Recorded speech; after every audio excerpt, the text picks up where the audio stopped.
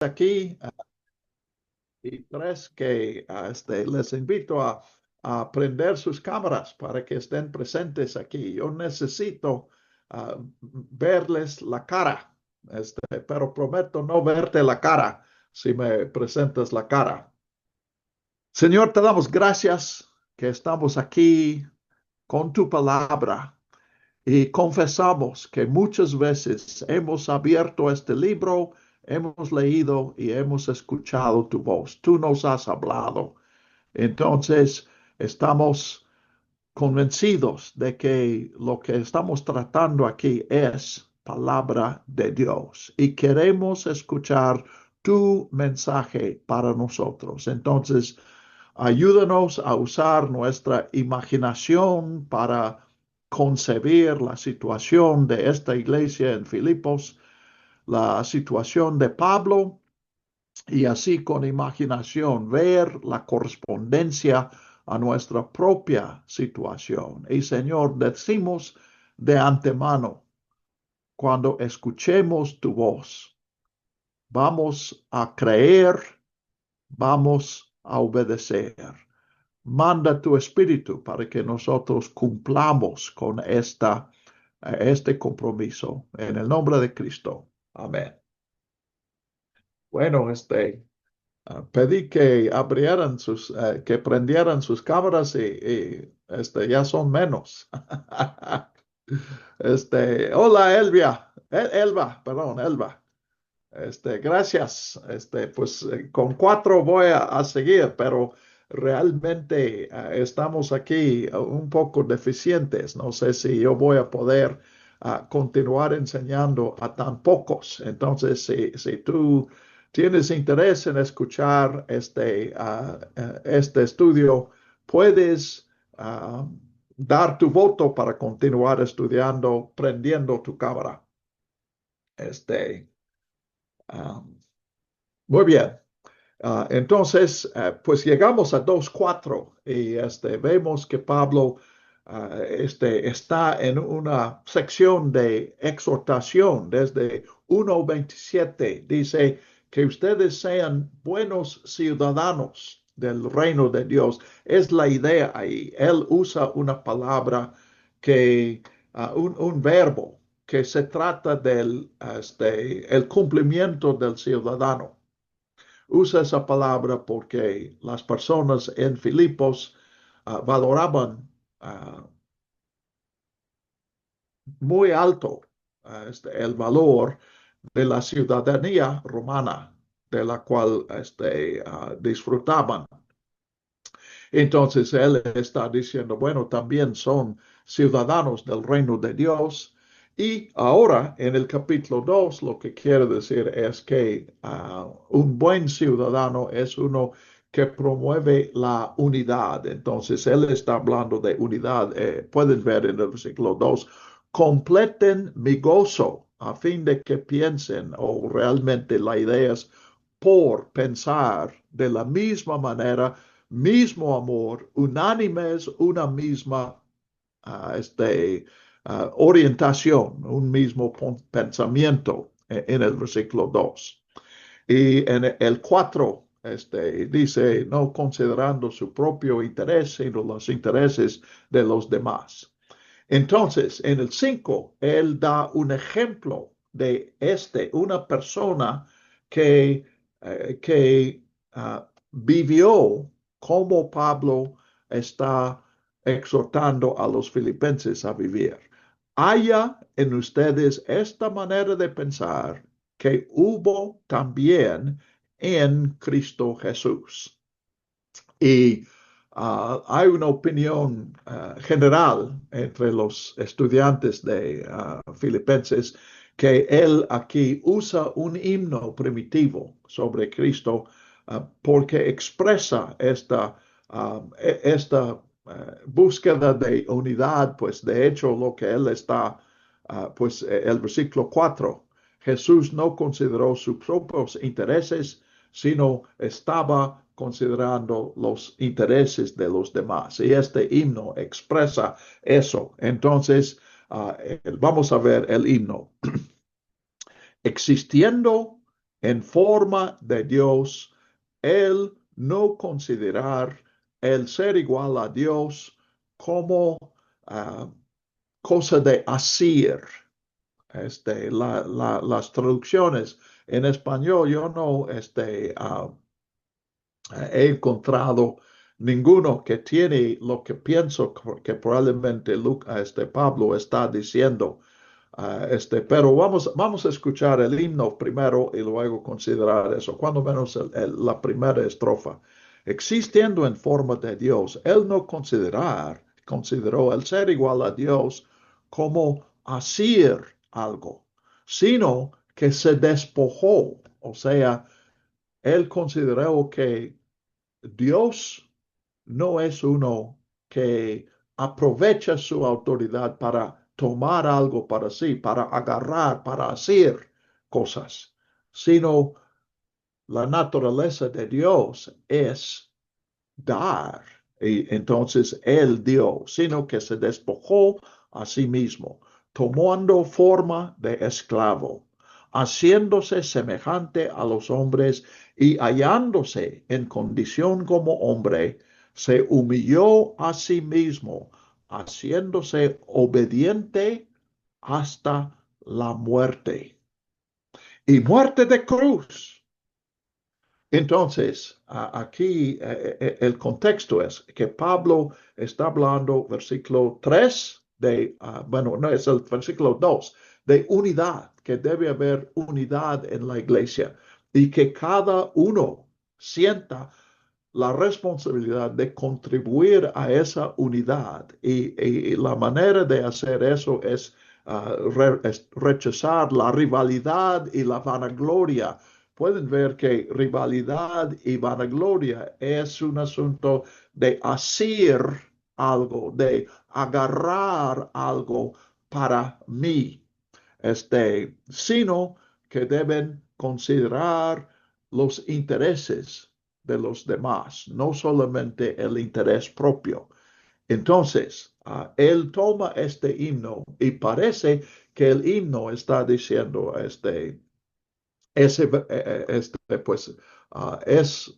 pues es un sustantivo. La traducción, algo a que aferrarse, traduce un sustantivo que parece más bien, pues no está muy seguro qué quería decir esa palabra, pero es una idea de tomar algo. Por eso, la traducción de versiones antiguas, robar, que considerar el ser igual a Dios como una cosa que debe robar, tomar para sí. Pero, como digo, la idea detrás de robar es precisamente eso, es hacer lo que no es mío. Entonces, pues es una sugerencia de hace 100 años o un poco más de 100 años. Propuso un estudiante de griego que la idea aquí es que Jesús, estando en la imagen de Dios, siendo el Hijo de Dios, reflejando la naturaleza de Dios, él entendió que la naturaleza de Dios no es buscar su propio interés. La naturaleza de Dios no es obligar a otros a servirle a Él, sino la naturaleza de Dios es dar lo suyo a las personas a quienes Dios ama. Entonces, él no consideró el ser igual a Dios el acto de asirse, o sea, el que hace algo para sí, agarra algo para sí, no está reflejando la naturaleza de Dios, sino lo opuesto a la naturaleza de Dios. Entonces Jesús, entendiendo cómo es Dios y expresando su propia naturaleza, porque Él es igual a Dios, es la imagen de Dios. Él se despojó a sí mismo, él dio todo, él se vació literalmente, el verbo es, y tomó él llegó a existir en la forma de un esclavo. Ya mencioné en el capítulo 1 que esta palabra es uno que pues no es realmente siervo, no es hoy la interpretación, la traducción correcta, sino esclavo. Y se hizo semejante a los hombres. Era Dios, pero se hizo hombre. Ese no es un avance, ese no es un ascenso de ser Dios y luego ser hombre. Es bajarse, es vaciarse. Nosotros ni siquiera podemos comprender la, la diferencia garrafal entre la naturaleza de Dios y la naturaleza humana. Para nosotros la naturaleza humana es una cosa bonita, pero si pudieras concebir a una persona que experimenta, pues aquí Dios experimenta qué es la naturaleza de Dios y comparar eso con la naturaleza del hombre, sería tanta diferencia como, pues para nosotros, creo que un buen ejemplo sería entre un ser humano y una hormiga. Una hormiga tiene más dignidad que un ser humano, pues de ninguna manera.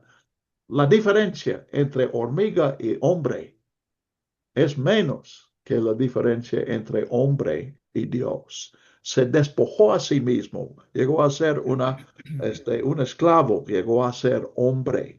Y hallándose en condición de hombre, eso no fue suficiente. Él se había humillado. Ese paso enorme que ni siquiera podemos entender o concebir de vivir como Dios y de repente vivir como hombre, pero ni siquiera eso fue suficiente para Jesús. Se bajó aún más, se humilló a sí mismo, haciéndose obediente. Jesús es Dios, es el que manda en el sentido absoluto, no relativo de una jerarquía y uno que está alto, pero hay alguien más alto. Este es Dios que nunca ha estado en ninguna jerarquía, pero se humilló para obediencia. ¿Y qué obediencia? Pues la obediencia que él vino para cumplir era morir, y ni siquiera simplemente cualquier muerte, sino la muerte más humillante, la muerte más angustiosa que existía en aquel tiempo. Entonces, uh, yo creo que haciéndose esclavo y haciéndose Dios, hombre, perdón, es uno humillarse. Otro es ser obediente, no un hombre que manda, sino un hombre que obedece. Otro, un hombre que muere y finalmente morir en una cruz. Ahora, Jesús sufrió cosas que nosotros no podemos imaginarnos, porque la separación de Dios es algo a la cual nos hemos acostumbrado, por ejemplo. Pero Jesús se ha despojado de todo para servir a nuestros intereses. José, Sí, es con respecto a este versículo que dice que se hizo semejante a los hombres, porque viene en Hebreos también que Él es igual a los hombres en todo menos en el pecado.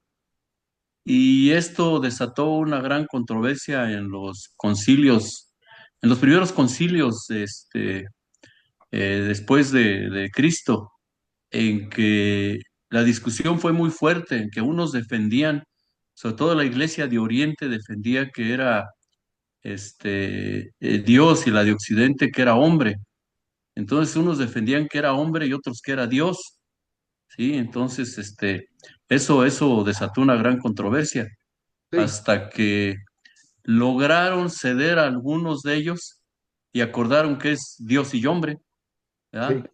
Y ahí el asunto es de que muchos que tratan de atacar la fe evangélica, pues dicen que cuando fue a la cruz, pues él pudo, o sea, se cambiaba de cachucha, ¿verdad? Yo un momento soy Dios y otro soy hombre. Cuando sí. me conviene soy Dios y cuando no, soy No, hombre. no, no, En- en- ese es el paso que no tomaron. Eso es el eh, paso que rechazaron. no, eso es lo que usan Ah, algunos, eh, sí. algunas creencias para atacar precisamente a la fe cristiana, ¿no? De que usan esa situación para tergiversar el tema. Sí. Pues Pablo sí está suponiendo esa doble naturaleza. Y de hecho, sí, como dices, las controversias acerca de eso, finalmente la Biblia, ellos percibieron, pero eso no es algo, hubo controversia, simplemente porque no queda claro eso en la Biblia. ¿Y por qué no queda claro? Porque no hay idioma para decirlo.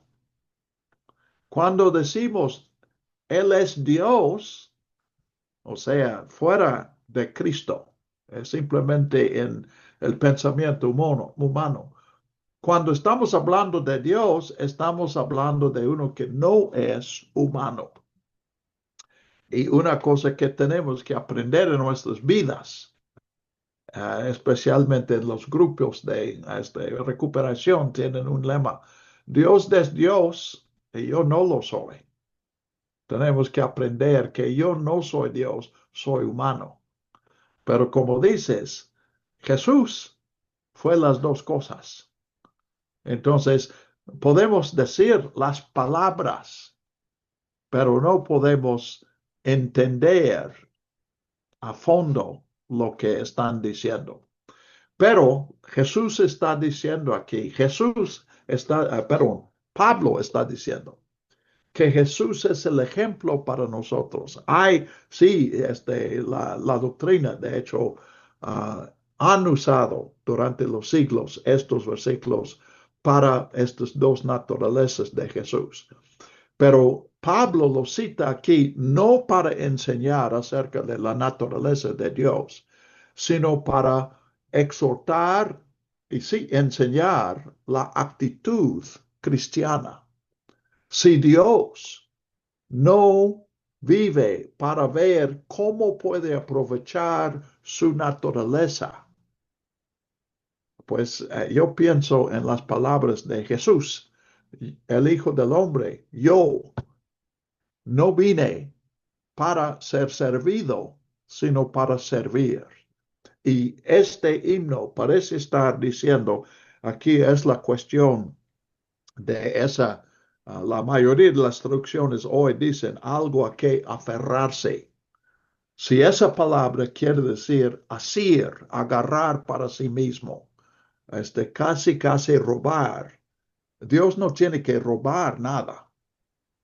Pero aquí está diciendo, si esta interpretación es correcta, asir, algo muy profundo. Tenemos un Dios,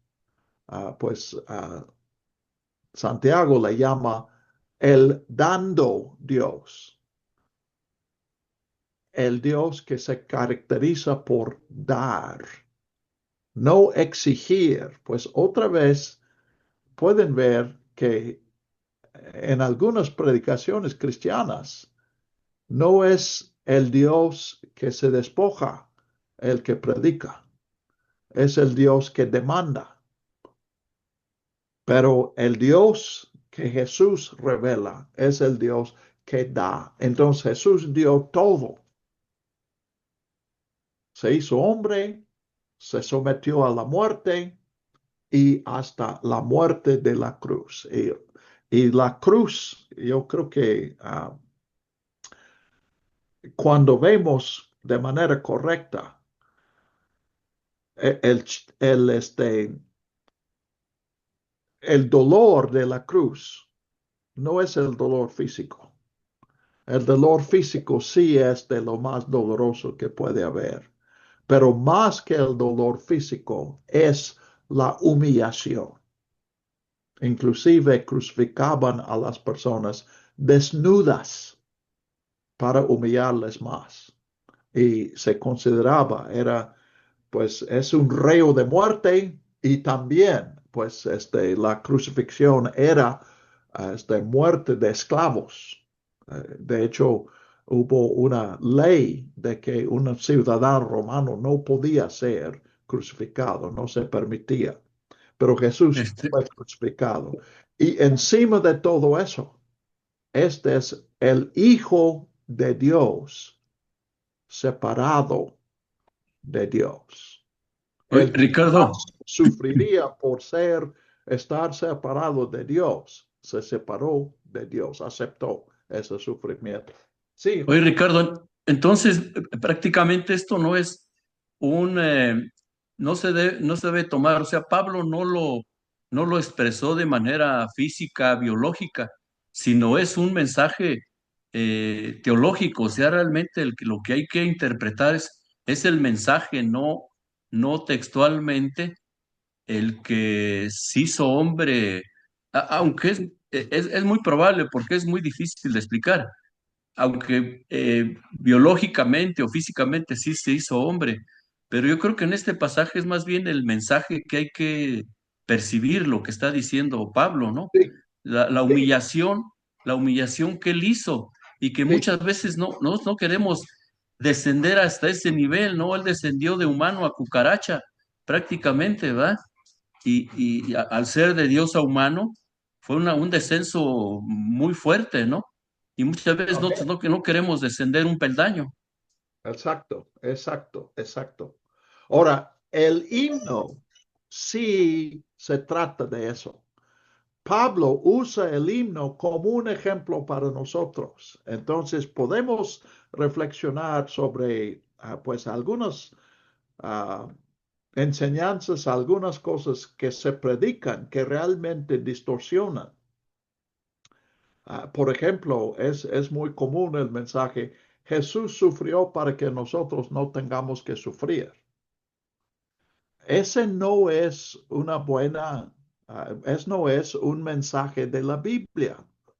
Es cierto, Jesús sufrió lo que nosotros nunca pudimos sufrir.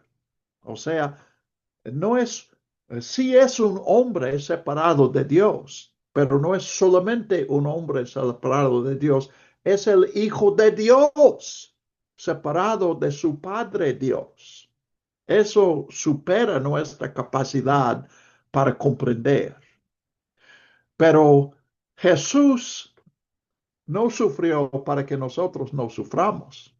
Jesús sufrió y luego dijo, así que sígueme, sígueme. Y eso es lo que Pablo está diciendo.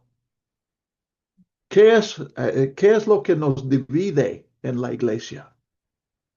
Suelen ser cosas muy superficiales. Si tuviéramos la actitud de Cristo, ¿cómo puedo yo servir los intereses de otros? Ah, recién yo tuve una experiencia, un amigo que se separó de su esposa. Y cuando yo este, me enteré de eso, lo busqué. Y cuando lo buscaba, yo estaba, pues realmente, no fue tan conscientemente, pero realmente mi pensamiento es, ¿cómo puedo convencerle que regrese a su esposa?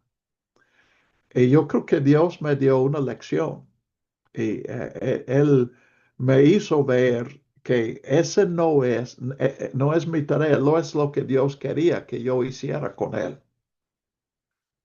Y yo sentí que Dios me estaba llamando para ser amigo que le escuche. Y curiosamente, eso produjo en mí una simpatía con él. Él describió las razones por las cuales se separó, lo que había sido su vida matrimonial, y yo veía la lógica de separarse, cortar por lo sano. Bueno, no quiero decir que yo decidí que él estaba justificado. Más bien la lección era que como amigo, mi papel es estar cerca de él, no para juzgarle y decir, hiciste bien o hiciste mal. Entonces, cuando digo, entendí la lógica, comencé a percibir qué está pensando él y resisto tomar el paso, pues no tengo base, no tengo datos, pero no me toca decidir si él debe regresar a su esposa o si debe hacer su vida sin ella. Ah, entonces, bueno, lo estoy usando como un ejemplo aquí de lo que está diciendo. Es ver los intereses de otros y eso en parte es ver la perspectiva de los otros. Y para mí eso es difícil porque luego, yo soy, pues mi don espiritual es el don de juzgar. Yo puedo juzgar bien a la gente y así decirles qué deben hacer. Y puedo decirles que si están haciendo bien o están haciendo mal. Como pueden ver, yo necesito arrepentirme de ese don espiritual. Este, uh, Esa es la sabiduría que no viene de Dios, sino viene del otro lado. Este, entonces, pues esta es la aplicación que Pablo está haciendo. Ahora, a la vez, nosotros, les invito, nosotros podemos adorar a Jesús a la vez que lo estamos tomando como modelo. Entonces, él habla, pues, primero de lo que hizo Jesús, que es un viaje para abajo, humillándose. A partir del versículo 9, él habla de lo que Dios hizo, por lo cual también Dios lo exaltó hasta lo sumo. Jesús tomó el lugar más bajo.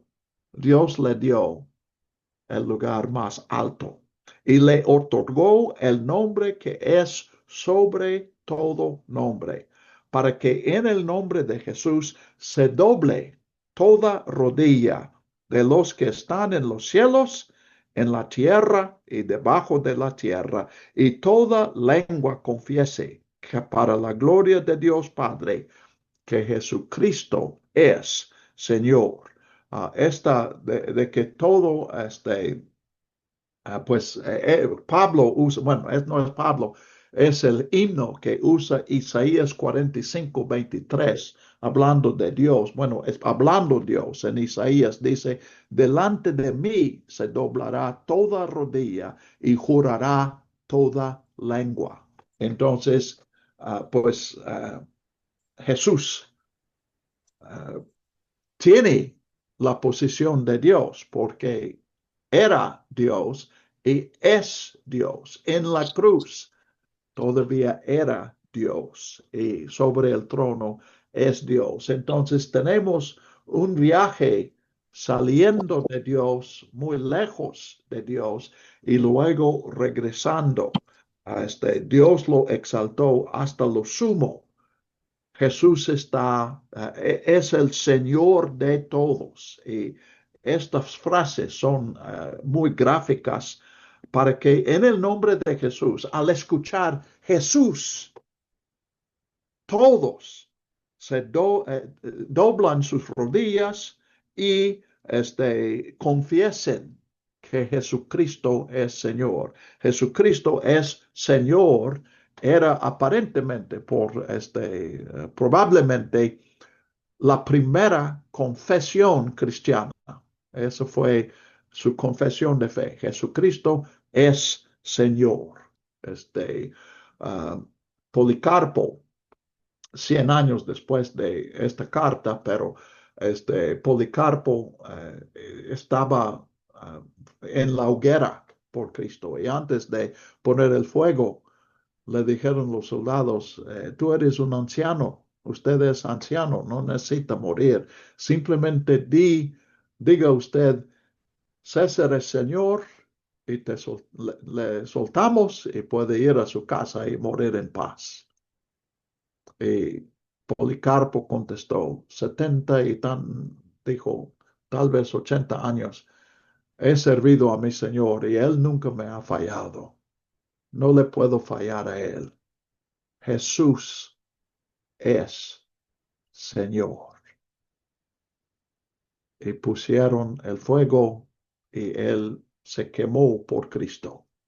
Este, Jesús es Señor. Entonces, todos confesamos y pues para nosotros, entonces, vemos que el ejemplo de Jesús es el humillarse. El ejemplo de Jesús no nos enseña a codiciar los honores que Jesús recibió. Nosotros no somos confesados como Señor, sino somos los que tenemos el privilegio de doblar nuestra rodilla y confesar con nuestra lengua, Jesús es Señor.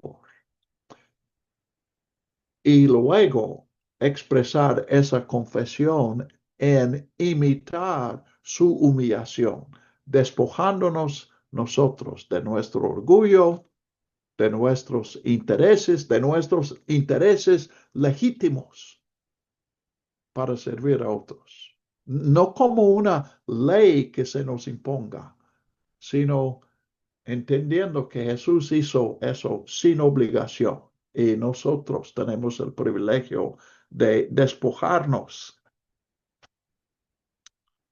por nuestra propia voluntad. José, Sí, ahora no sé si estoy bien, pero este pasaje también sirve para contrarrestar las teorías gnósticas, ¿no? De ver a Jesús solamente en forma ontológica, ¿sí? Él está sí, aquí demostrando que fue físico también, así no es, solamente ontológico, ¿sí? así es, así es. Gracias. Entonces, Bueno, la aplica, ¿alguien más? Jerry? sí, yo tengo una pregunta.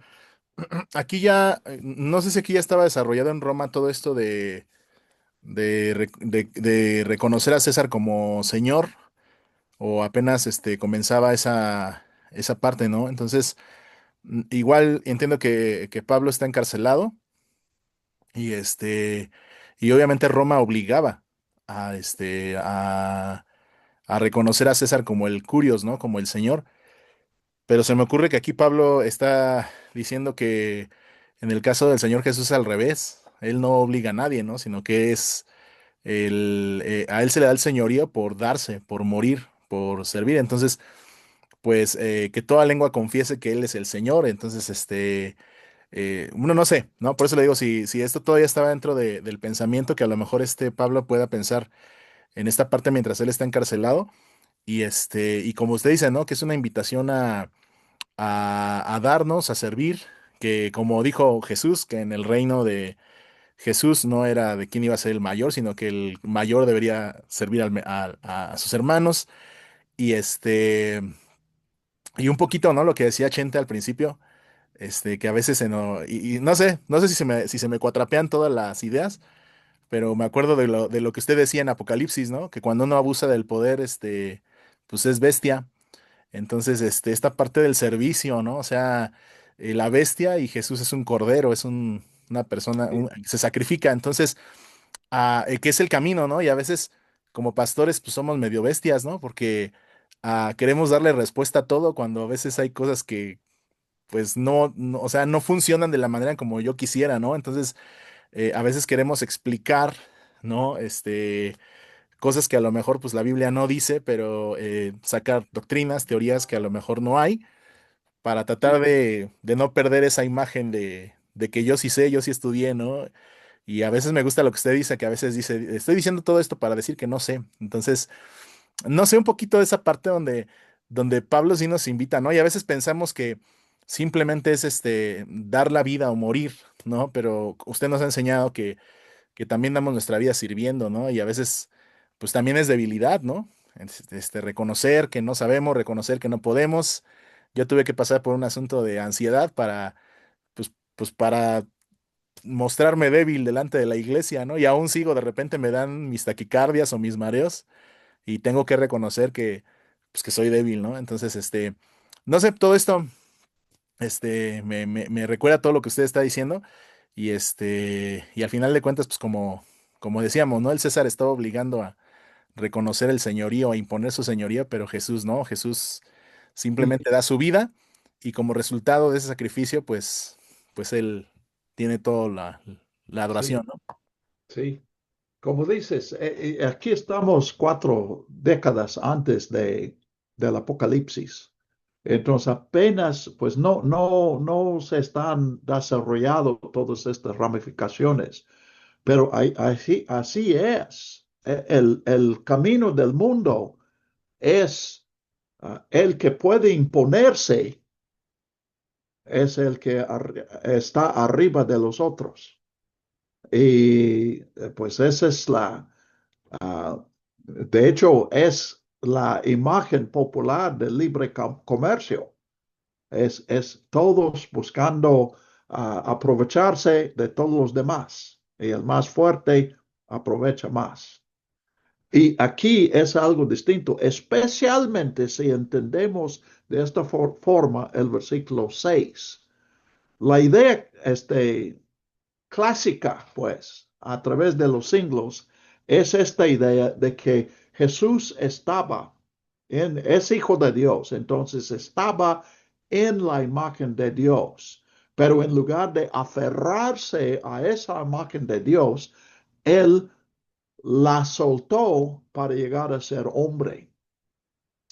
Pero esa otra idea, y como menciono, que yo sé, el que ha sido citado como el que sugirió eso, fue aproximadamente hace 100 años, que dijo, Jesús entendió que ese aferrarse, ese tomar para sí mismo, ese considerar sus propios intereses sobre todas las cosas. Esa no es la naturaleza de Dios. Jesús no soltó la imagen de Dios, sino que él actuó en la imagen de Dios. Porque Dios no es uno. Dios no, por ejemplo, Dios no creó la humanidad para ser sus siervos. Dios creó la humanidad para tener alguien a quien dar. Y la creación, a la vez que es un acto de soberanía, de autoridad, también es un acto de generosidad. La vida que encontramos en las amibas, en las plantas, en los animales, en el ser humano, es la vida de Dios que Él presta, que Él nos da, nos otorga. Entonces, pues ahora tenemos una imagen de Dios que podemos adorar, porque esa imagen es Jesús, un ser viviente, no es una representación de Dios, sino una persona que representa a Dios porque es Dios. Entonces, aquí, volviendo pues estamos viendo el himno, cómo fue compuesto. Pero ahora, como Pablo usa el himno, está diciendo, esa es una pauta para nosotros. Si yo doy todo en mi ministerio, sacrifico mi orgullo, es lo más precioso que tengo. No es nada en comparación con lo que Jesús sacrificó. Pero esta es la manera es la manera de adorarle. Es la manera de expresar nuestra gratitud. Es la manera de decir, Jesucristo es Señor. Imitarlo. De modo que, versículo 12, amados míos, así como han obedecido siempre, no solo cuando yo estaba presente, sino mucho más ahora en mi ausencia, ocúpense en su salvación con temor y temblor. Ese obedecer, no sé si les ha ocurrido a ustedes, pero a primera vista, yo digo, caramba, Pablo está diciendo que deben obedecerle. Yo confieso, si mi pastor me dice que yo como miembro que mi tarea es obedecer al pastor, yo voy a tener problemas con eso. Yo no entiendo que sea el oficio. Pero al considerar eso y preguntar si realmente es eso, yo creo que no, porque cuando en el versículo 8, haciéndose obediente, no es hacer obediente a tu supervisor, a tu jefe. Jesús se hizo obediente a Dios. Entonces yo creo que en el 12, Pablo quiere decir, ustedes en mi presencia obedecieron al Dios que yo les presenté y sigan. Yo no estoy allí para enseñarles, pero confío que ustedes van a seguir siendo obedientes a Dios, no a Pablo. Entonces, ocúpense en su salvación. Tenemos que trabajar la salvación. Otra vez decimos, la salvación es un regalo. No tienes que hacer nada, se da sin condiciones. Yo he llegado a creer que esa es una distorsión. Y me cuesta decir eso, porque cuando yo acepté al Señor, mi pastor, que también era mi padre, sacó una moneda y me dijo, te voy a dar esta moneda, no te pido nada, simplemente te doy la moneda. Y me dio la moneda y dice, así es Dios, te da la salvación sin condiciones. El problema es que la salvación no es una moneda. La salvación no es una cosa, es una relación. Y la relación siempre, la definición de relación incluye la idea de obligaciones mutuas. Entonces, cuando entramos en un matrimonio, por ejemplo, es un compromiso.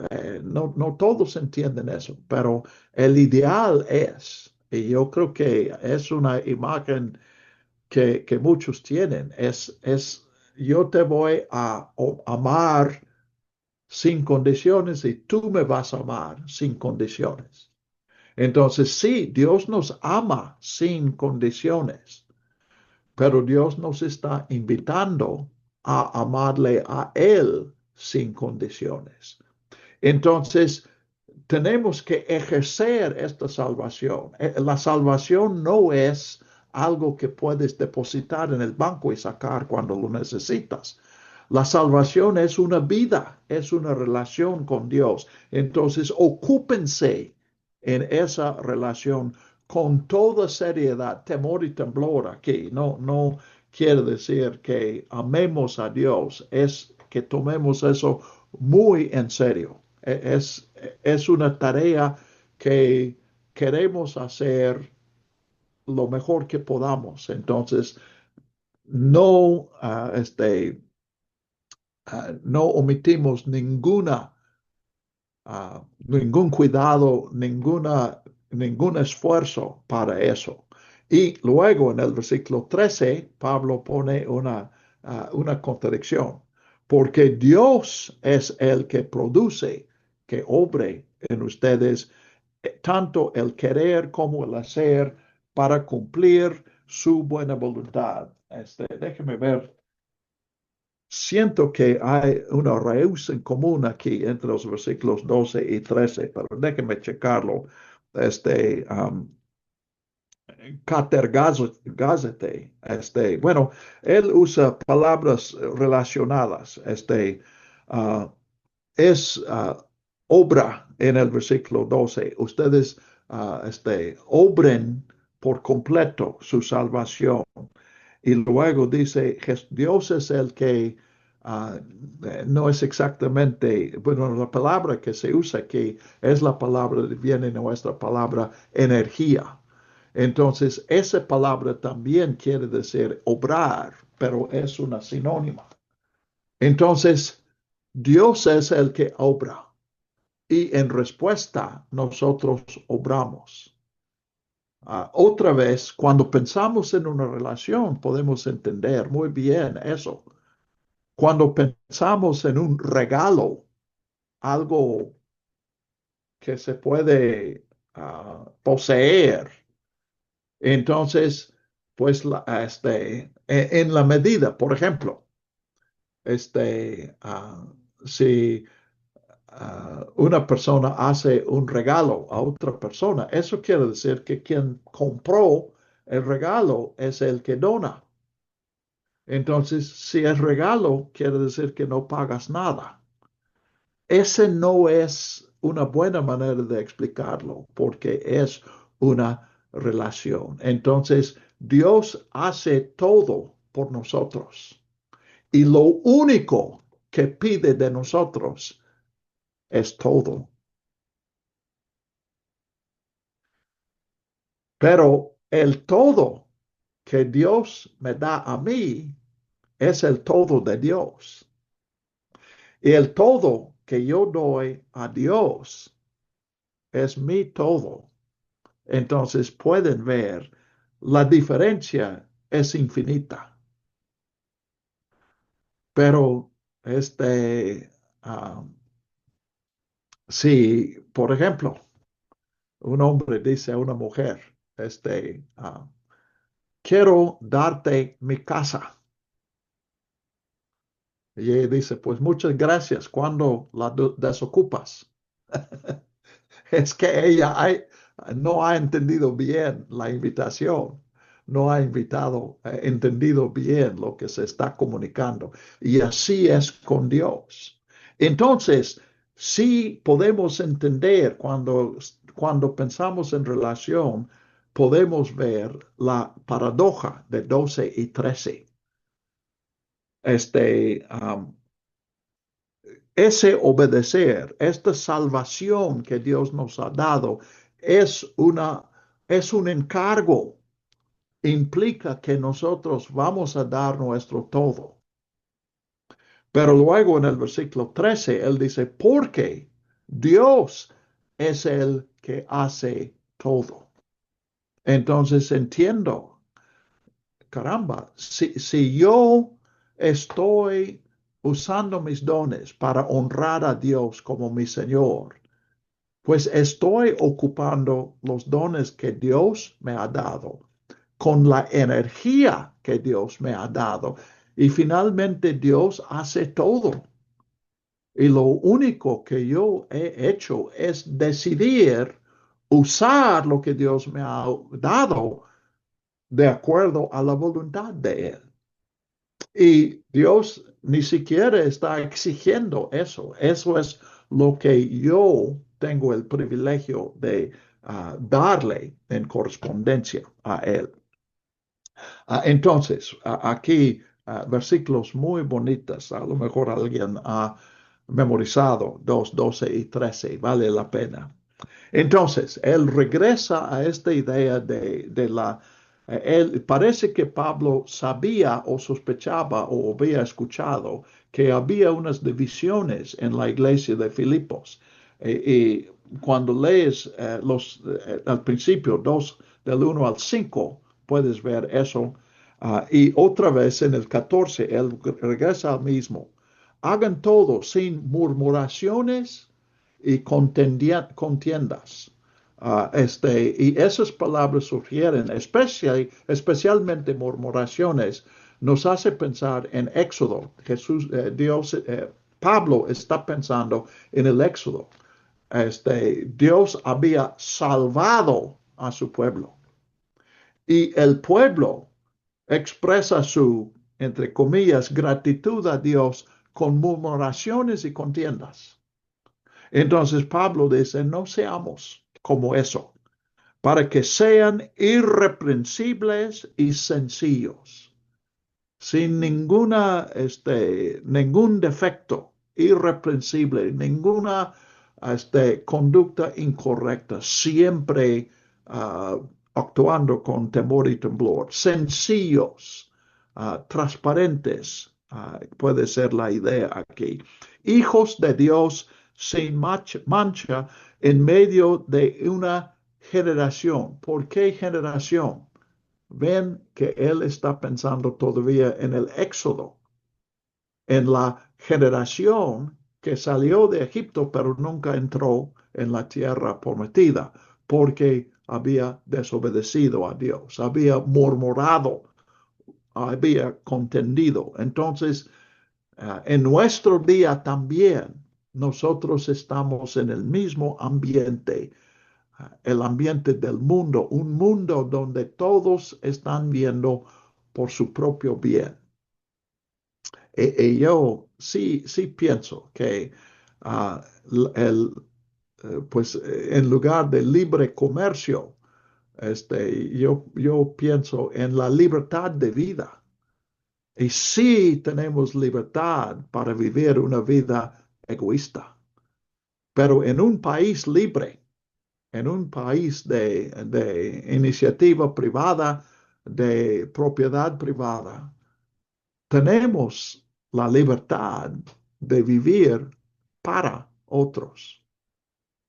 No tenemos obligación de comprar una segunda casa simplemente porque nos sobra recursos. Podemos usar esos recursos para el bien de otros.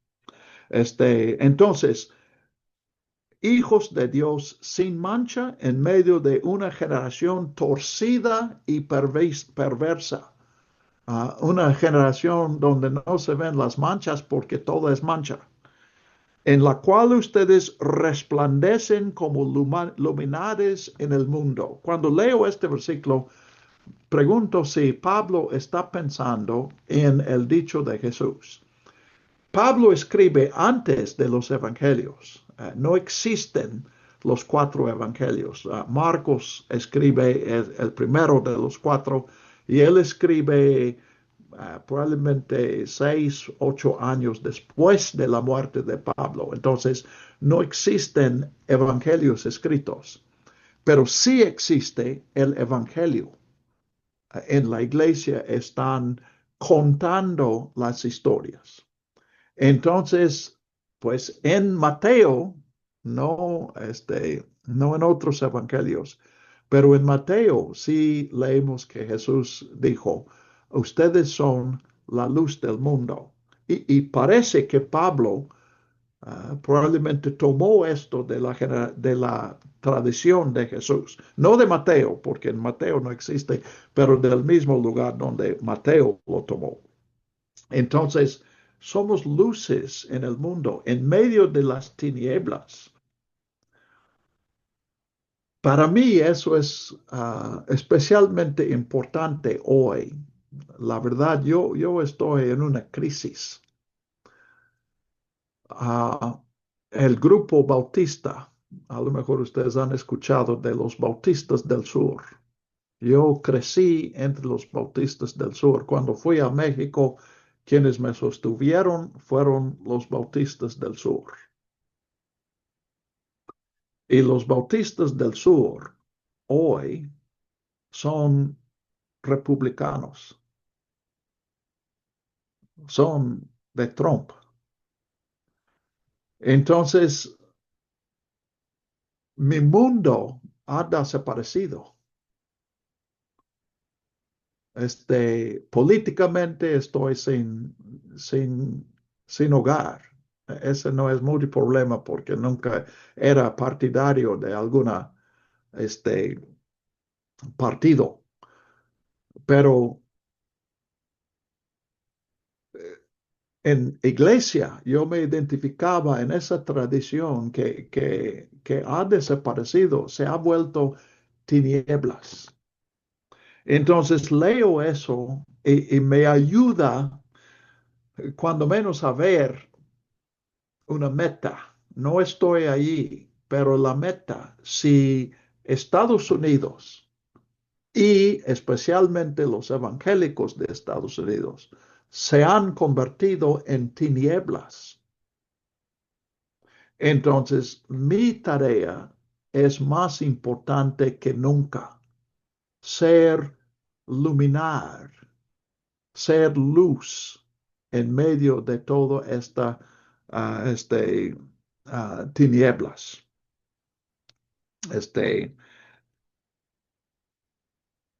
Reteniendo la palabra de vida. Retener tiene dos sentidos, ese verbo, que es poseyendo esa palabra de vida. Pero me parece tal vez mejor pensar, porque es la idea, bueno, retener aquí, el verbo que él usa, la idea es tener en las manos, tener en posesión, pero puede ser tener en mis manos para que yo la tenga o tener en mis manos para ofrecer a otros. Y después de decir, son luminares en el mundo, me parece que probablemente Pablo está pensando en el segundo. Como luz del mundo, nosotros podemos ofrecer la palabra de vida. En medio de todas estas tinieblas, podemos proclamar la luz del mensaje de vida. Así yo podré jactarme en el día de Cristo de que no he corrido ni he trabajado en vano. Él dice su fidelidad en la palabra, pues esta es una iglesia que él fundó y él conoce a esas personas. Vemos Filipenses es la carta más íntima pues en realidad tan íntima como yo creo que más íntima aún de las cartas a Timoteo y Tito. Pablo amaba a esta iglesia, entonces él dijo, la fidelidad de ustedes es el fruto de mi labor. Eso también es muy precioso para mí en estos días. Yo estoy en esa etapa de dejar las cosas. Llegó un momento en que yo sentí que Dios me estaba diciendo, ya no viajes. Varios de ustedes saben que yo, pues algunos de ustedes conocí en viajes donde yo viajaba y enseñaba Biblia y ya no estoy enseñando. He sentido, llegó un momento que me invitaban a dar materias virtuales y sentí que Dios estaba diciendo es tiempo de dejar eso. Entonces yo estoy en ese proceso de pasar la batuta a otros. Y Dios me da el privilegio de pasar la batuta a personas que yo he preparado. Entonces me identifico mucho con el sentimiento de Pablo aquí. Si ustedes están haciendo la obra de obediencia, entonces yo puedo tener la jactancia de que no he corrido en vano, no he trabajado en vano. Entonces, siguiendo esta idea, él comienza a pensar, pues yo creo que gratitud, mencioné ya gratitud, adoración a Jesús en el versículo 11, él vuelve a esta idea de culto y dice, al contrario, aunque haya de ser derramado como ofrenda líquida sobre el sacrificio y servicio de fe, de su fe, me gozo y me regocijo con todos ustedes. Entonces, Pablo está pensando, pues nosotros, otra vez, la salvación no es un regalo para que nosotros hagamos lo que queramos con ese regalo. Sí podemos hacer lo que queremos. Dios no está obligándonos a vivir de una cierta manera. Pero Dios nos está invitando a una relación. Él nos da la vida. Él nos da el gozo. Él nos da la protección, la oportunidad de servir. Él nos da todo.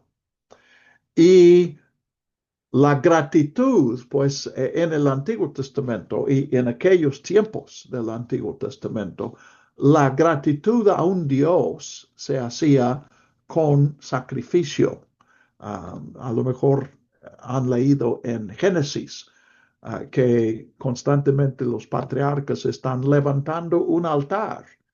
Altar es para sacrificar un animal o sacrificar animales. Entonces él dice, pues ustedes están sirviendo a Dios con el sacrificio, como Jesús se despojó, ustedes se despojaron. Entonces, el servicio de su fe, servir a Dios por tu lealtad a Dios, gratitud por lo que él, su dependencia de él. Entonces el servicio es un sacrificio para él. Y Pablo piensa a su ministerio, proclamándoles el Evangelio y preparándoles para este servicio como un sacrificio sobre el sacrificio. Y en el rito, en la liturgia de esos sacrificios, el sacrificio que se añadía a otro sacrificio era un sacrificio líquido, este aceite o creo que más comúnmente este vino. Entonces el animal es sacrificado y sobre el cuerpo ya muerto derramaban sacrificio líquido como adicional. Y parece que esta es la idea del versículo 17. Yo he visto esta interpretación de este versículo que Pablo está hablando de sellar su ministerio a estas personas con su muerte. Pero la ofrenda líquida no representa muerte. Entonces parece que esta no es la idea, pero sí es la idea de cooperación, que unidad, como él dice, ustedes sacrifican, yo sacrifico, y es un acto hacia Dios. Y dice, si me toca hacer eso, entonces lo hago con gozo y gozo juntos con ustedes. Mi traducción dice, me gozo y me regocijo. Lo que Pablo dijo es, me gozo, y luego él dijo literalmente, me congozo.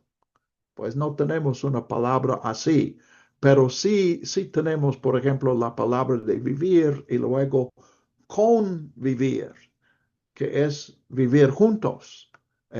Compartir es partir entre nosotros. Entonces, él dice, me gozo y me gozo con todos ustedes. De igual manera, gócense también ustedes y gócense conmigo. Entonces, él separa, pues en realidad, está repitiendo. Él no es técnicamente el mismo verbo, pero es el mismo verbo con una, uh, una preposición. Algo semejante cuando nosotros hablamos de comer y de comerse. Comerse pues, tiene varios sentidos, pero uno es simplemente una intensificación. Es comer, pero comerse es un poco más enfático que comer. Entonces, gozarse y con gozarse añade no intensificación, sino la idea de que es en familia.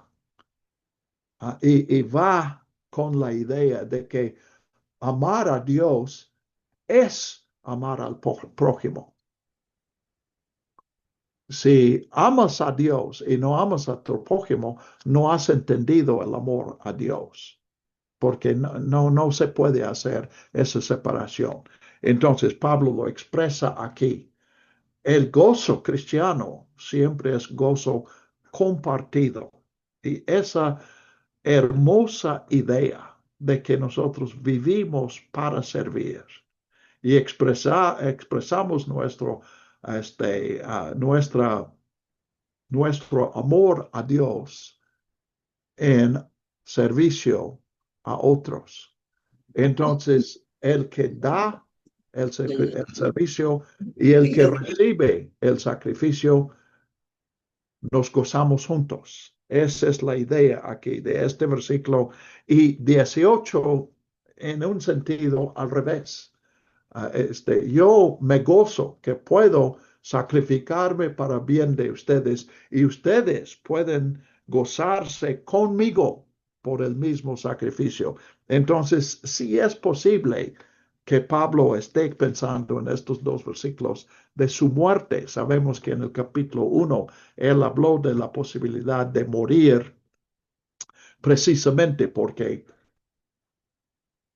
él está encarcelado y no es encarcelado como castigo, es encarcelarse para estar disponible cuando va a ser juzgado. El resultado será inocente, libertad o culpable, muerte. Entonces, sí es posible. La ofrenda líquida no lleva esa idea de sacrificar la vida, pero todo el contexto puede haber aquí esa idea. Yo les estoy diciendo lo que pienso y a la vez estoy reconsiderando lo que pienso. Pienso que tal vez tenía razón la primera vez. Bueno, entonces, esa sección de exhortación principalmente a la unidad, y la unidad incluye servicio mutuo, el ejemplo de Jesús como el ejemplo supremo de eso. Pablo va a tomarse a sí mismo como ejemplo más adelante, creo que es en el capítulo 3. Pero él les está diciendo, si Cristo, Dios nos ha salvado, es salvado para vivir en ese amor mutuo, en ese servicio constante, derramando la vida en servicio a otros. Una, un comentario, pregunta sobre esta sección.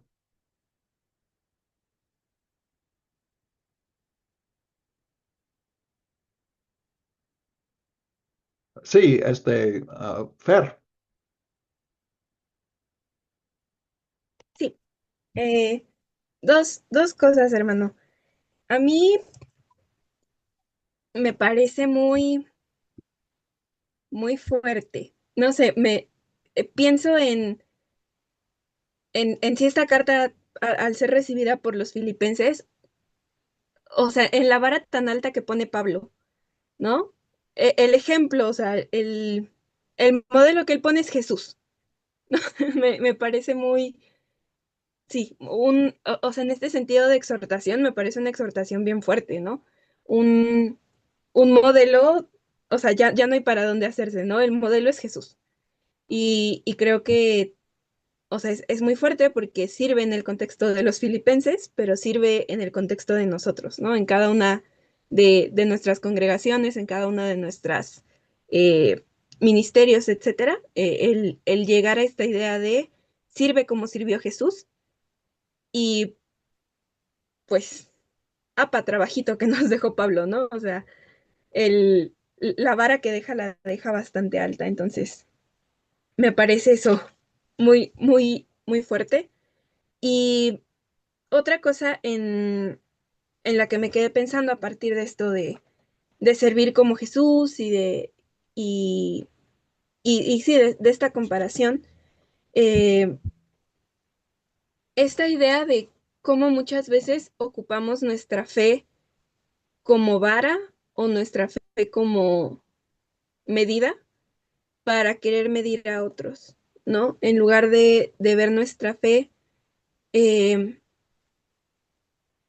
creo que a veces la idea que tenemos de nuestra fe y de nuestra salvación y demás, si no es la idea correcta, si no es esta idea de que se asemeje a Jesús, a veces puede causar mucho daño, ¿no? Y pienso un poquito en lo que nos compartía ahorita, en cómo históricamente y actualmente, y probablemente no seremos la última generación en verlo, ¿no? Como una idea mal orientada de lo que es la fe y una idea mal orientada de lo que es la salvación puede hacer mucho daño. Eh, y me parece que yo se lo comenté a usted alguna vez, ¿no? Eh, cómo pensamos en esta persona puede seguir a Cristo cuando piense como yo, ¿no? O esta persona va a ser un verdadero creyente cuando piense como yo, ¿no? O cuando esta persona acepte lo que yo creo, entonces esa persona va a tener la verdadera salvación, ¿no? Y pienso mucho volviendo a Pablo, ¿no? En este ejemplo de Jesús y lo que yo le decía en algún momento, ¿no? Cuando Jesús llama a sus discípulos, llama a un cobrador de impuestos, ¿no? Y a ese cobrador de impuestos nunca le dice, te vas a poder unir a nosotros, pero hasta que creas lo que creemos, ¿no? O que eh, hasta que dejes esto, o hasta que hagas esto, o hasta que creas esto. Y sí, ¿no? Esta idea que tenemos, que creo que es una idea muy aprendida y que cuesta mucho desaprender, del Dios que exige, ¿no? Del Dios que pide, del Dios que te va a demandar algo antes de, en lugar de verlo como el Dios que ya dio, ¿no? Y que creo que todavía más peligroso cuando nosotros nos ponemos en ese lugar de nosotros exigir, ¿no? Como si supiéramos qué es lo que Dios exigiría.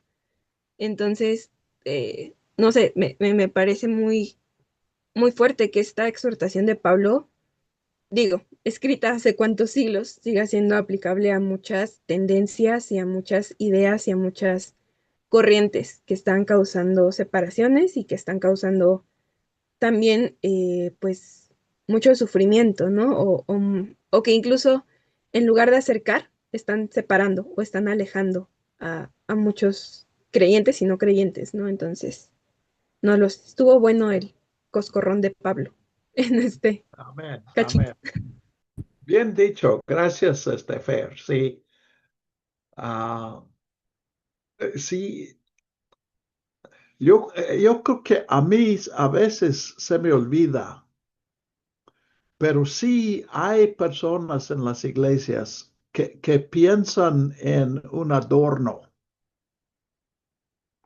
Tengo mi casa, tengo mi trabajo, tengo mi familia y pues sería ah, también debo añadir una iglesia como un área para completar. Y estamos viendo que para Pablo no era eso. Se trataba de la vida misma y un compromiso incondicional. Pues gracias. Muy, muy bien dicho, Fernanda. Vicente, ¿tú pediste la palabra? Sí, pastor. Este, este pasaje que usted nos ha estado enseñando, o más bien dicho, que Pablo nos enseñó y usted nos está ayudando a comprenderlo un poco más, este, me hace considerar primeramente que para que haya unidad en la iglesia debe de existir autoridad. Y no me refiero a la autoridad, en todo caso sí existe la autoridad pastoral. Sin embargo, a la medida que entendamos la autoridad de Dios en nuestra vida y en nuestra iglesia, vamos a entender más lo que es la unidad, más conscientemente cómo podemos mantenernos unidos. Si no tenemos el mismo, eh, si no tenemos al mismo jefe, va a ser difícil que podamos estar todos en un mismo sentir. Tenemos que unificar, clarificar y tener bien claro esa autoridad que nosotros tenemos. Pero y luego Pablo nos hace un plot twist muy interesante porque nos dice que esa autoridad, que es Dios, se humilló.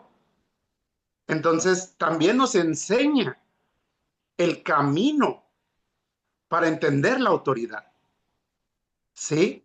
Entender la autoridad, o sea, es interesante la palabra que usa Pablo, que no dice que Jesús dejó de ser Dios, sino que no fue algo a lo que estuvo sostenido, sino que no vamos a entender nunca la encarnación de Cristo, nunca la vamos a entender, porque nosotros somos humanos y no la vamos a entender. Por eso, creo que el ejemplo que puso Pablo de Jesús siendo hombre y se hizo a lo más bajo de los hombres. Yo no entiendo de Dios a hombre, porque yo no soy Dios, yo no entiendo eso, pero sí entiendo de hombre a esclavo, y sí entiendo de esclavo a criminal, y sí entiendo de criminal a alguien juzgado a muerte. Yo no entiendo la encarnación, pero en la medida que Pablo me está mostrando cómo Cristo renunció, o más bien Cristo se encarnó y nos mostró el camino, nos muestra también la autoridad que él ha tenido o que él tiene y cómo nosotros podemos irla caminando. Y luego, cuando la aplica, Pablo nos vuelve a decir, ¿no? Pues la mejor manera de aprender a la autoridad de Dios o someterse a Dios es sometiéndose los unos a los otros. Sometiéndote voluntariamente, sometiendo voluntariamente tu autoridad o tu posición, como usted lo dijo una posición legítima, algo que a lo mejor por derecho nos corresponde,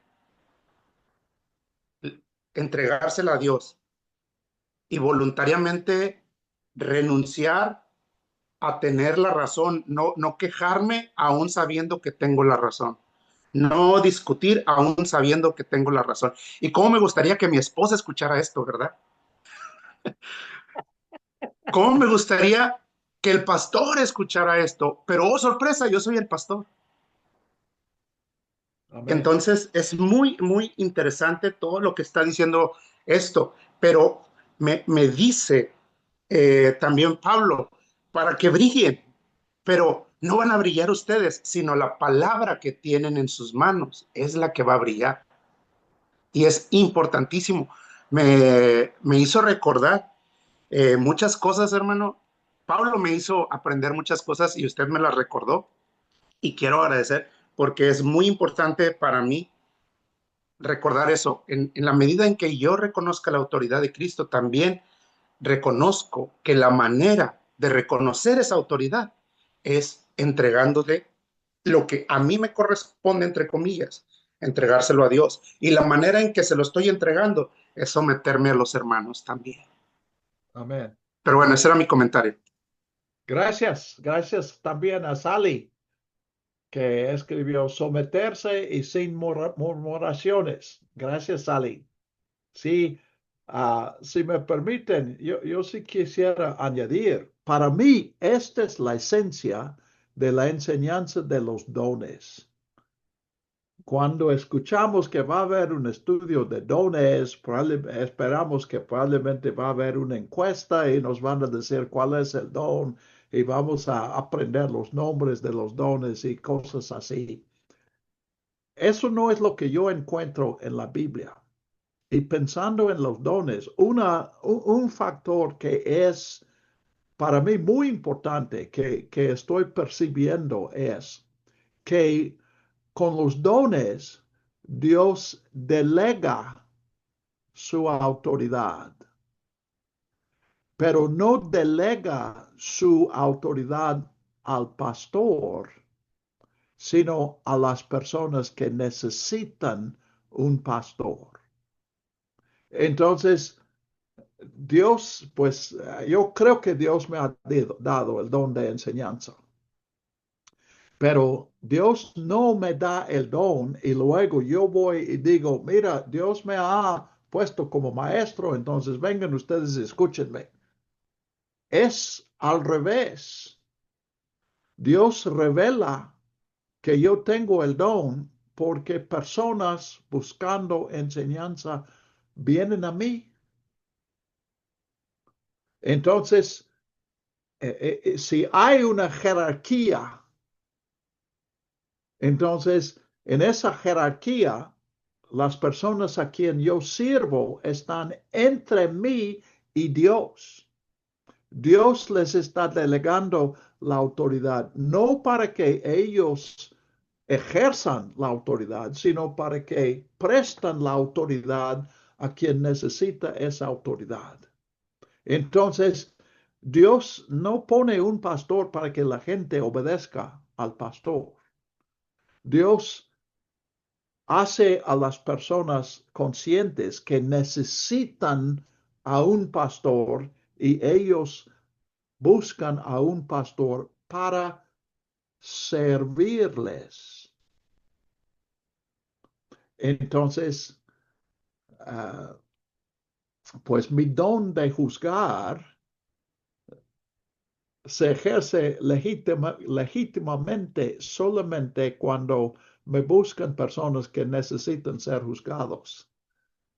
Y esas personas nunca me han venido, nunca me han venido. Entonces, pues es fascinante, Fer menciona, se maravilla de eso. Pues Vicente también estaba expresando su maravilla. No es para menos, no es para menos lo que Jesús ha hecho para nosotros. Sigamos adelante. Él habla de dos viajes en lo siguiente, el resto de este capítulo 2. Pablo ha dado en el capítulo 1, él habla de su propia situación y les da información. En el capítulo 2, él se dirige a la situación de ellos y les da una exhortación. Y en medio de esa exhortación, es la providencia de Dios. Se muestra aquí este himno acerca de Jesús y mucha verdad profunda aquí, verdad bíblica, verdad teológica.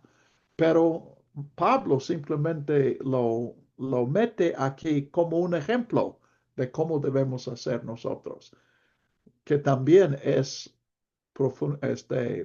una teología profunda. Somos cristianos, o sea, cristitos, pequeños Cristos. Nosotros estamos aquí para ser Cristo. Si somos luminares en el mundo es porque conocemos a quien es la luz del mundo.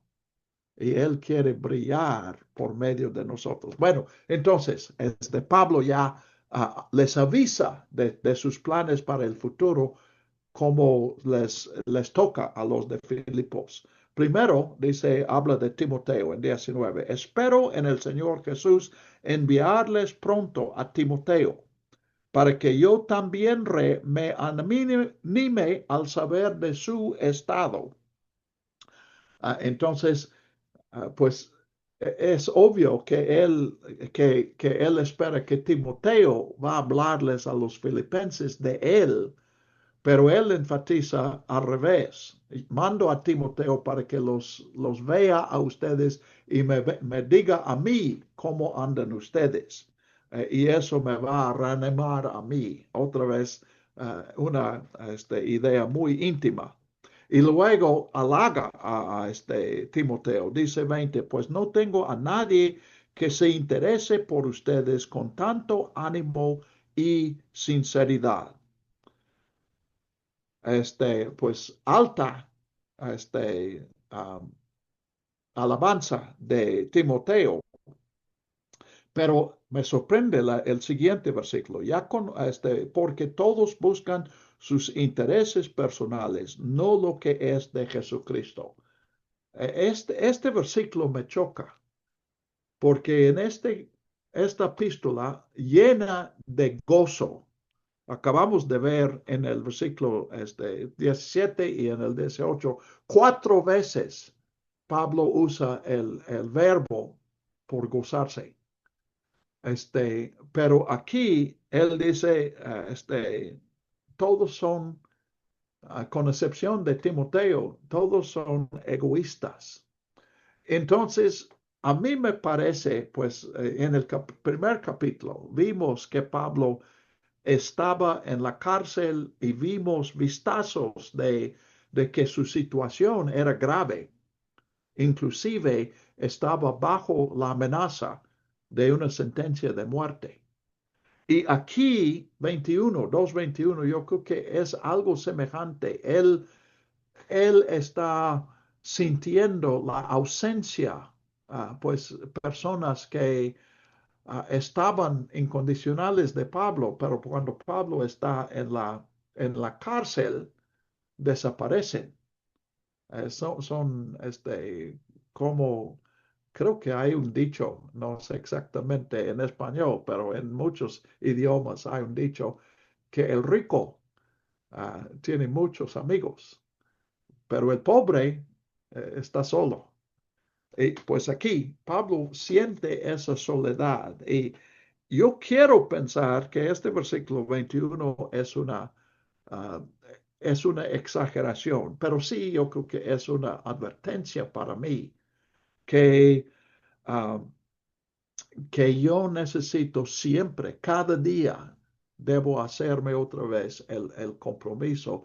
Hoy no voy a servir mis intereses personales, voy a servir los intereses de Jesús, que son a la vez los intereses de mis vecinos.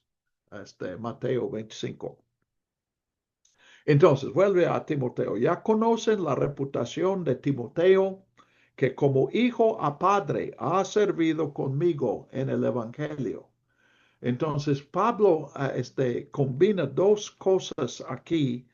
Él dice, Timoteo es como mi hijo. Y Timoteo me ve como su padre.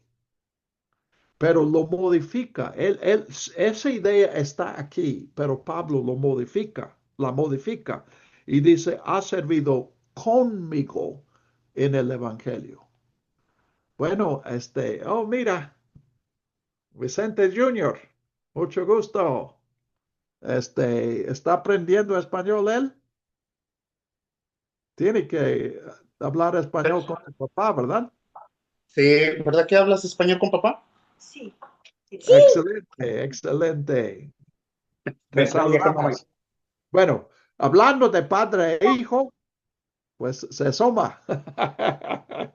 Este, pero aquí en el Evangelio, finalmente no somos padres e hijos, todos somos consiervos. Entonces, Timoteo ha servido conmigo. Si en algún momento era mi hijo que aprendía de mí, hoy él está a mi lado sirviendo con sus propios dones. Por lo tanto, espero enviarlo en cuanto yo vea cómo van mis asuntos.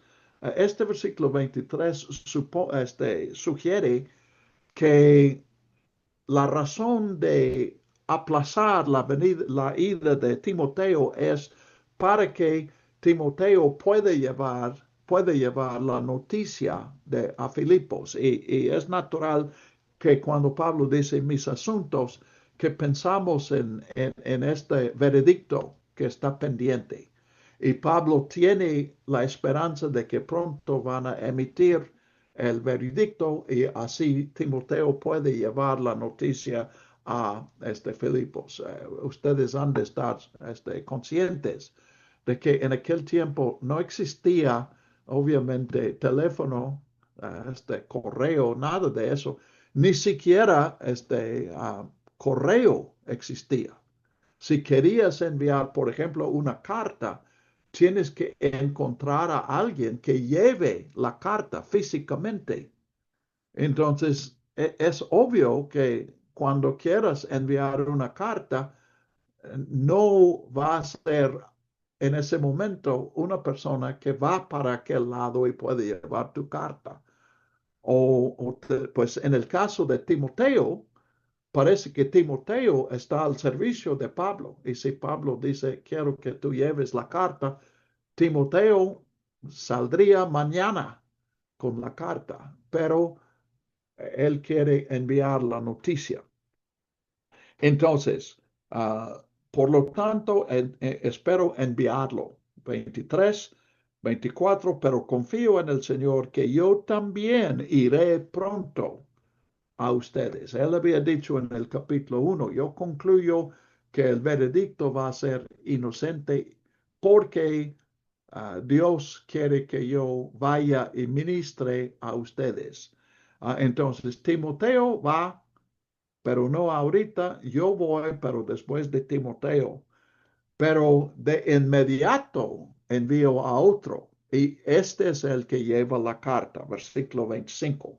Sin embargo, también creí necesario enviarles a Epafrodito, mi hermano, colaborador y compañero de milicia. Aquí realmente en su descripción, eso rebasa a la descripción de Timoteo. No estoy concluyendo que Pablo estimara a Epafrodito más, pero él lo recomienda aún más que recomienda a Timoteo. Él es mi hermano, mi colaborador y compañero de milicia, mi soldado conmigo. Mi socio en la familia, hermano, en el trabajo, colaborador y en la batalla, compañero de milicia. Y para ustedes es mensajero y suministrador de mis necesidades. Entonces ya estamos viendo más claro la situación y es esta. Los filipenses se enteraron que Pablo estaba en la cárcel, posiblemente en Éfeso, una pequeña posibilidad en Corinto, tal vez más probable que Cesarea o Roma. Entonces, los filipenses sabían, en aquel tiempo las cárceles no eran lugares para vivir muchos años encarcelados. Las condiciones eran tales, la alimentación era tal que meterse a la cárcel era una sentencia de muerte si no tenías una ayuda, ya sea dinero que podías usar para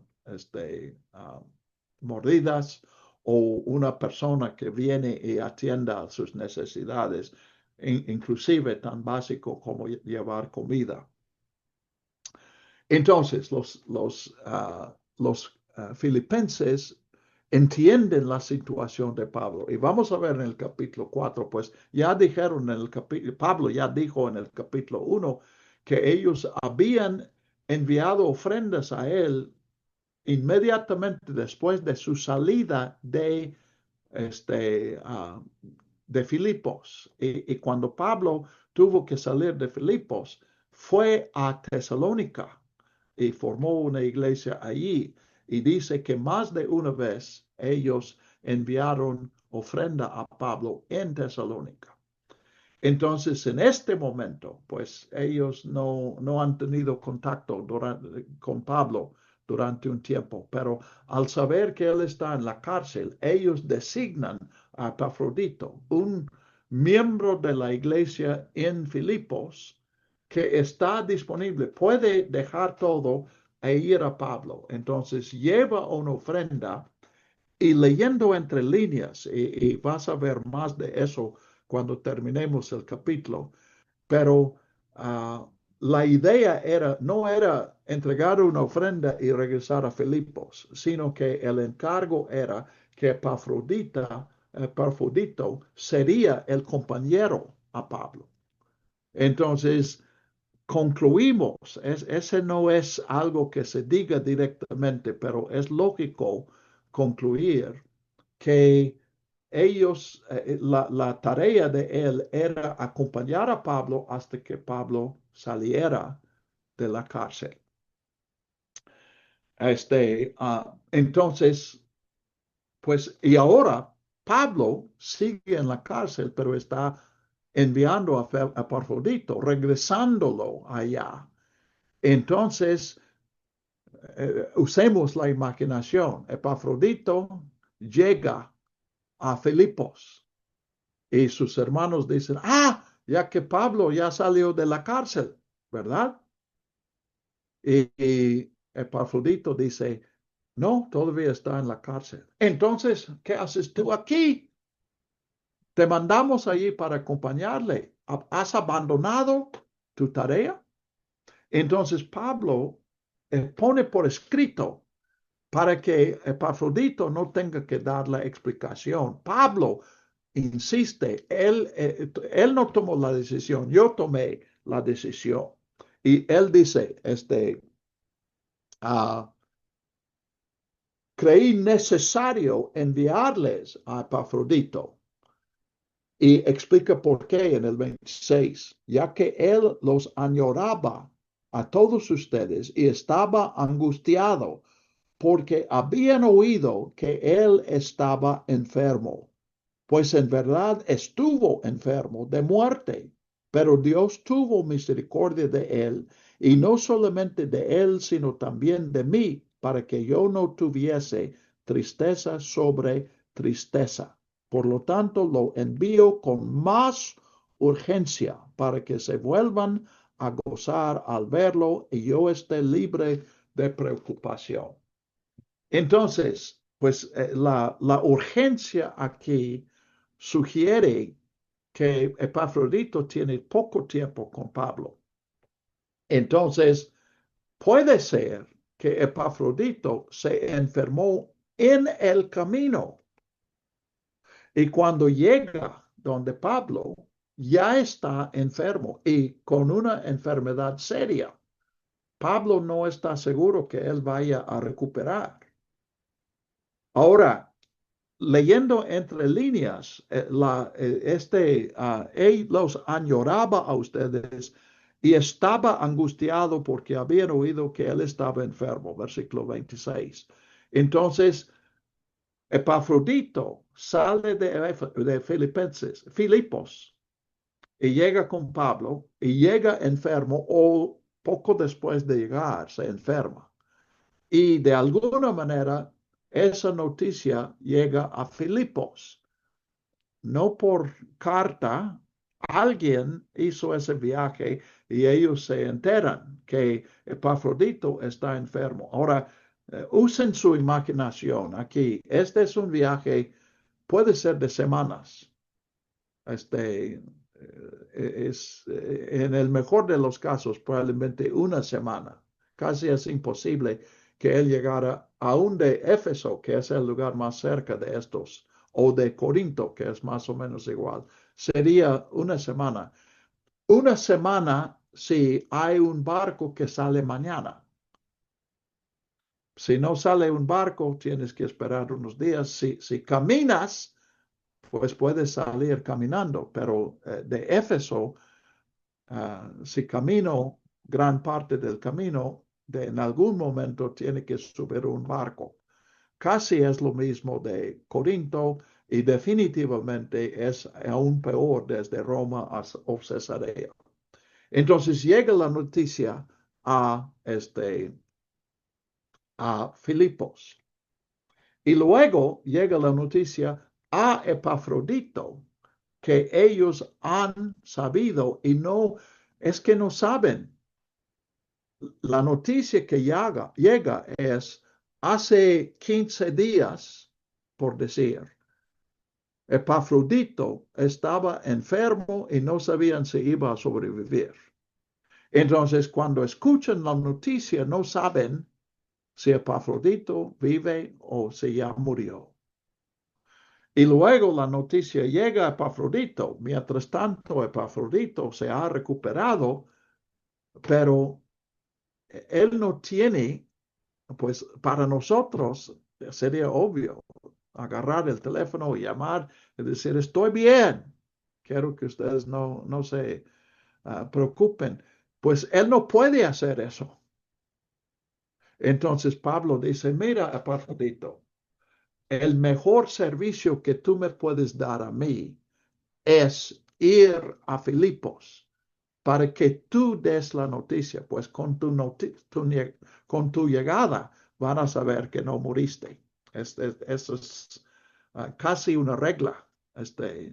Si llegas de un lugar a otro, probablemente no has muerto si estás viajando. Entonces, uh, pero Pablo, podemos ver que Pablo no quiere que critiquen a Epafrodito, porque él sí fue fiel. Si él se enfermó, pues no podía hacer el servicio a Pablo que debía hacer, pero no era su culpa, él no tenía opción. Entonces, 28, regresamos. Por tanto, lo envío con más urgencia para que se vuelvan a gozar, otra vez el gozo, al verlo y yo esté libre de preocupación. Le pesa a Filipos la noticia de que Epafrodito está enfermo. Le pesa a Epafrodito el conocimiento de que los hermanos están preocupados por él y ellos no pueden saber que ya está bien. Y le pesa a Pablo, que les pesa a todos los demás. Entonces él dice, mejor, la única solución es que Epafrodito vaya allí. Entonces eso no es la comisión que recibió de su iglesia, pero Pablo dice a la iglesia, esto es lo mejor para todos. Ustedes ya no van a estar preocupados por Epafrodito. Epafrodito no va a angustiarse por la ignorancia de ustedes y yo no voy a tener el peso de estos ignorancias. Entonces, 29, recíbanlo pues en el Señor, porque él cayó enfermo en el servicio del Señor, con todo gozo, no reclamándole que no ha quedado con Pablo como querían, sino con gozo. Gócense de que él esté de nuevo con ustedes. Tenga en alta estima a hombres como él. Ningún regaño, más bien hónrelo, porque a causa de la obra de Cristo estuvo cercano a la muerte, arriesgando su vida para completar lo que faltaba en el servicio de ustedes a mi favor. Entonces, pues él está diciendo, Epafrodito no es un flojo, no es un irresponsable, es un héroe. Nadie sabía que iba a estar cerca de la muerte, pero él se puso en esa situación precisamente para servir a Cristo. Ustedes querían ayudarme por su lealtad a Cristo y él es el instrumento de eso. Y sí llegó, él hizo lo que pudo y ahora está haciendo lo que yo quería, lo que yo considero mejor para mí. Muy bien, pues así llegamos al fin del capítulo 2. ¿Alguna duda que quedó allí o un comentario que quieren hacer?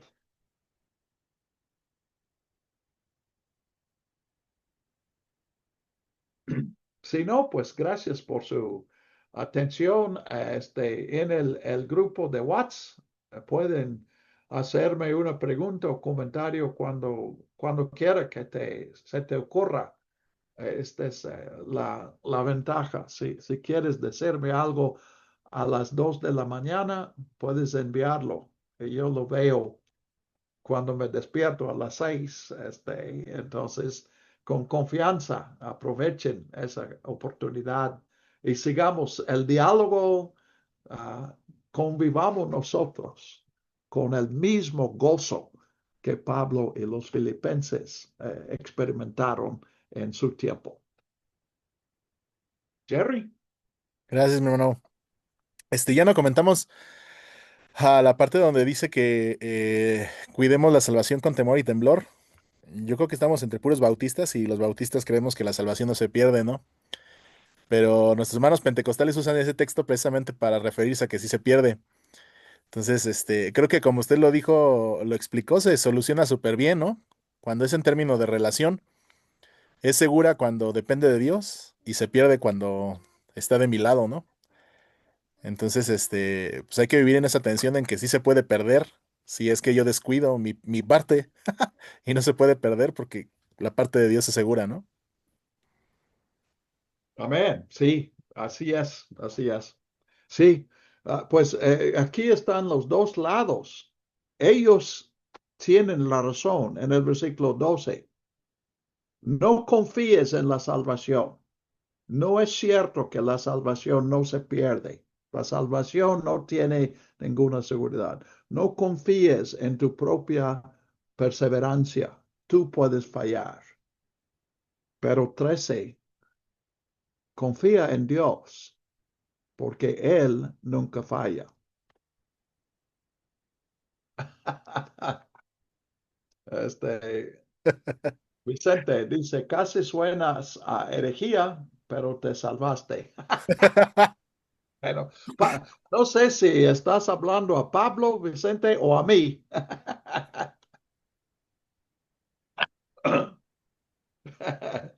Gabriel. Sí, quisiera presentar al pastor Julio Sánchez. Es un pastor amigo, pero ahorita que mencionaba Gerardo, pues es un pastor de una iglesia pentecostés, pero siempre ha tenido amistad con las iglesias bautistas. La primera iglesia bautista de Ojo de Agua, el pastor fue amigo de él y después también ahora es amigo mío. Entonces lo invité a la clase y él está aquí en la clase. Lo presento porque él es un pastor pentecostés, como decía Gerardo Acuña. Pues bienvenido, Julio, consiervo. ¿Estás en Ojo de Agua o dónde?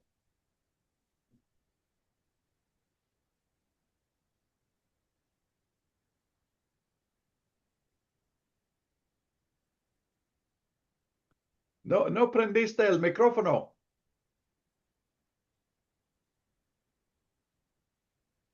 Ya, Eso sí. ya.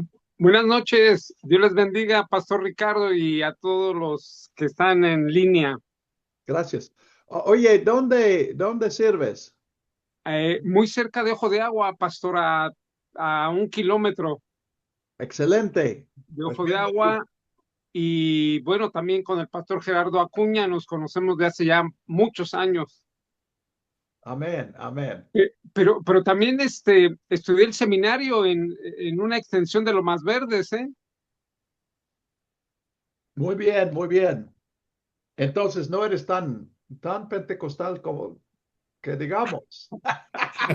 Es broma, es broma. Te recibimos No, como no, primo.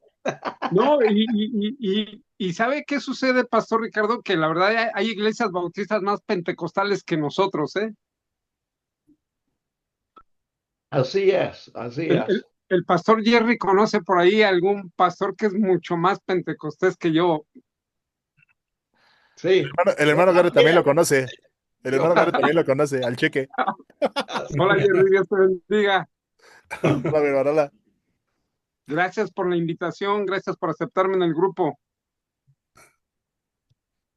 Bendiciones, Pastor Y, Julio. y gracias, y siempre pues buscando prepararnos y conocer más de la palabra del Señor. Amén, amén. Y yo siempre lo he dicho, ¿por qué no hacerlo de la mano de los hermanos bautistas que pues la verdad es que en muchos casos están mejor preparados que nosotros los pentecostés? En eso sí tiene razón el pastor Jerry.